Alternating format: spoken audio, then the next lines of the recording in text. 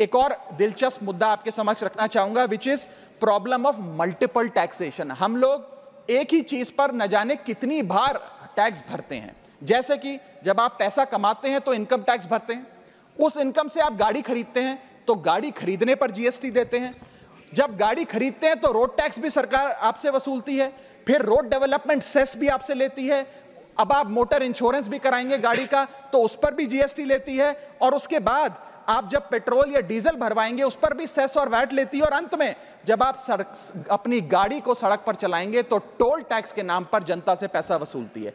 That is multiple taxation points. इतने सारे taxation overload कर कर हम इस देश के आम आदमी का खून चूस रहे हैं सर। और सबसे बड़ी प्रॉब्लम इस देश की आज जो बनती जा रही है आम आदमी के लिए वो है टोल टैक्स।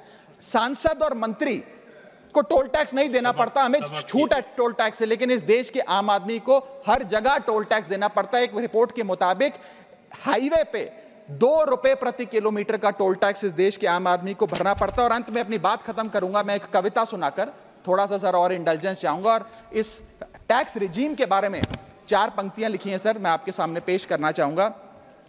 सरकार का एक सूत्री मिशन है टैक्स, सरकार का कमीशन है टैक्स।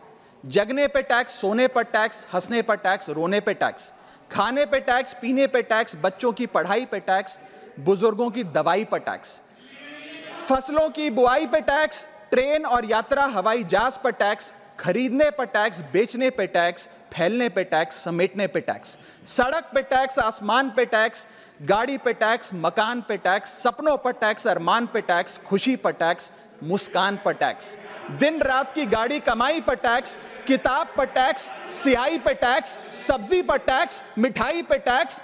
सरकार जनता से वसूल रही है बीजेपी से दिल लगाई पर टैक्स।